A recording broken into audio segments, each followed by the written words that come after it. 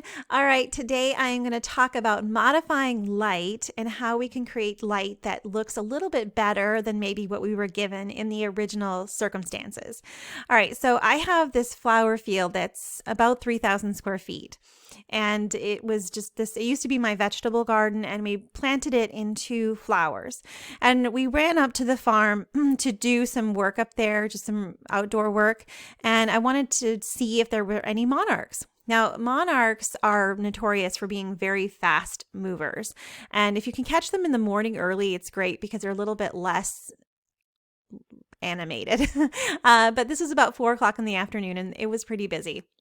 They were just flying all over the place. They kind of fight with each other or interact with each other, and it can be pretty busy and hard for a camera to focus. They tend to dip in and out of tall grasses, which the camera's focus system doesn't know which is a grass or which is a butterfly, and it can be a little bit challenging. So I was happy in about 5 minutes to get a couple shots that I really liked, and I want to show you how I'm going to modify the light to make it something a little bit more interesting. So this is a straight out of the camera image. It's a JPEG, and this little monarch has some wing damage, which is kind of sad. I'm going to go through here and just show you. As the butterfly moved, the wings kind of came toward me.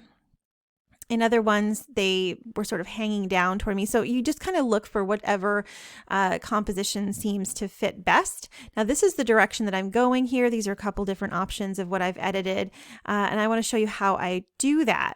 So I'm going to go through and find one that appears to be what I'd like it to be. Let's go through here. This one might be good. I think the body is not in focus, but the wings are. This one's kind of tipped down, but it's a good possibility. The wings are very sharply in focus, so that's good. But the wing is crossing over this blossom here, which I don't like as much. Okay, so how can I go in here and make this work? Well, number one, what I'm going to do is just take the one that I ended up editing before, and I'm going to duplicate it. And that's going to give me a second one that looks just like it. And I'm going to go in here and just reset it to the original. Let's see, I'll show the original. Reset edits. There we go. All right, so now we're back to our original image. Now you can see that the butterfly is kind of hanging down, and I want to reorient it. This is where having a big megapixel camera comes in handy. I'm not a megapixel discriminator. I like my A7S II, which has 12 megapixels. I love that for low light situations. This one is the A7R4, which has a lot of megapixels. In fact, this file is 36 megabytes before editing, and this is after cropping. So let me go back in here. Before cropping, it's 9504 by 6336, so it's a big file, but it gives me a lot of room to maneuver, and I can really crop this like crazy, and I want to turn the whole butterfly upwards, and I'm thankful that I can do that. Here's a word about where I'm standing. So this is a grassy area here, and the corner of the flower field kind of comes together. So there's grass over here, and then I'm sort of on the other side of the grass, on the opposite side of the corner. It kind of comes in like this and continues this way, and there's grass over off the screen on the bottom. And that's where I'm standing. So what I'm going to do is go in here to the crop tool, grab a square 1:1, which is a shape I really like. I love printing square because I can print it 4x4 or 32x32, and it gives me a lot of flexibility, and I don't have to think a lot about aspect ratios and how I'm going to frame it. I know if I buy a lot of square frames, I'm good to go. So I'm going to turn this around, and you can see that I'm really twisting it a lot. And I like this a lot better. The stem is coming up straight now, and what happens is the butterfly weighs something. It's a light insect, but it was pulling, the weight of the butterfly was pulling the stem down, and so now I've just righted it. I've kind of put it right, and I like this a lot better. The color for me in the whole on the whole is a little bit too bright, and the butterfly isn't standing out. So what I want to do is mute the greens down, change the lighting up a little bit, and then increase the saturation and vibrancy of the monarch to really make it pop. The monarch is actually sitting on a Siberian wallflower, which is one of the first flowers that come up in the flower patch, and they are bright orange, and it kind of is the only other orange thing in the scene, and it's really close to the butterfly, so I think it's a good thing there. I'm not going to modify that at all. All right, so the light here that you're seeing is dappled light through trees hitting grass that's in the bokeh areas. And the first thing I want to do is grab my radial gradient, and I'm going to put a fairly big radial gradient here at the top because I'm going to change the light a little bit. I'm going to open that up, make sure my feather is high, and then I'm going to go down to dehaze and do this to the negative. Now you can see there's a little bit of a line of demarcation there. I want to be careful of that. Keep an eye on it. Lower texture and lower clarity, which is going to smooth that out. Maybe add a little bit of exposure, and then move this up a bit. Maybe lower the feather just a touch. And the handy thing here is I can modify this incredibly. I can lower the contrast all the way, which I actually like a lot here. And the reason I can do this is it's in a bokeh area. It's in a smooth, creamy area, and I can just enhance that, which is what I want to do. And because there's nothing important in that area, I'm not really losing any data. I'm not losing data. I'm not messing up anything that's obvious. If this was a busy background, this would not work at all.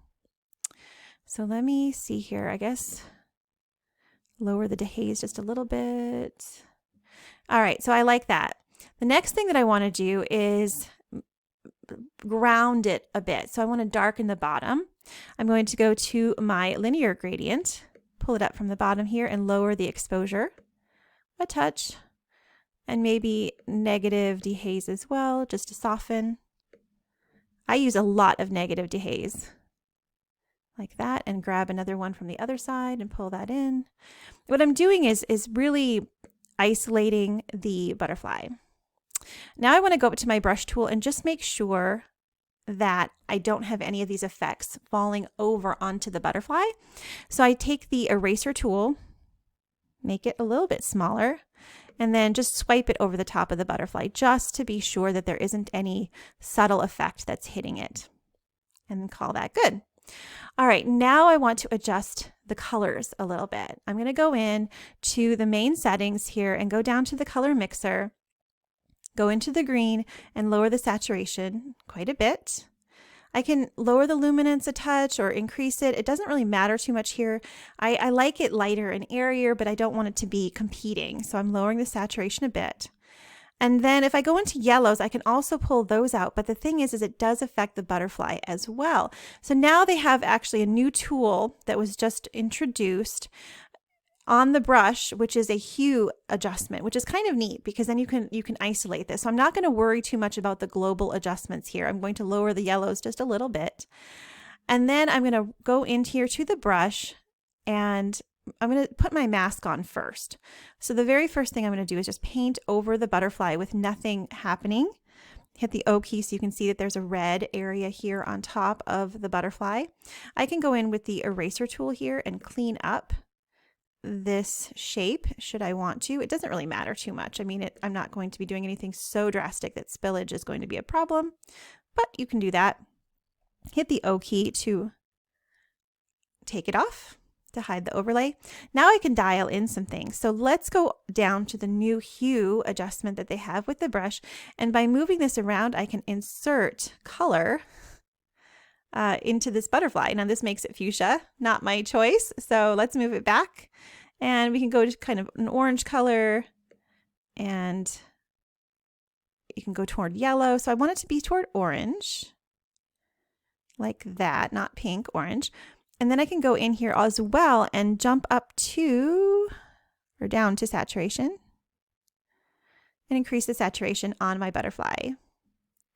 Then if I want to go back to global adjustments, I can jump over to the orange here in the global color mixer and increase the saturation and the luminance a touch, which makes the butterfly very vibrant.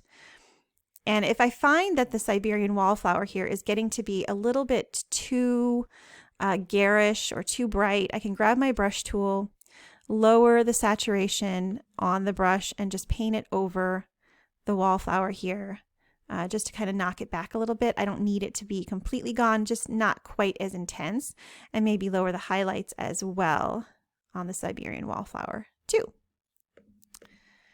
There, that is really pretty. Now I can just show you the before and after, the before and after. It's a lot more vibrant. The butterfly is isolated better. The colors aren't competing quite as much. I might go in here and just do a little touch up with, let's go into saturation and just paint on some saturation on the top of the wing here. And I might add a bit of texture. Reason being, I like to use texture instead of sharpness or sharpening sometimes. I feel it works better in a lot of cases in nature. And that's my final little butterfly. So again, before, very yellow, the light is competing against the butterfly, and here the butterfly is isolated and having a lovely little session, having some nectar for dinner. All right, thank you so much. I will see you in the next video. Bye.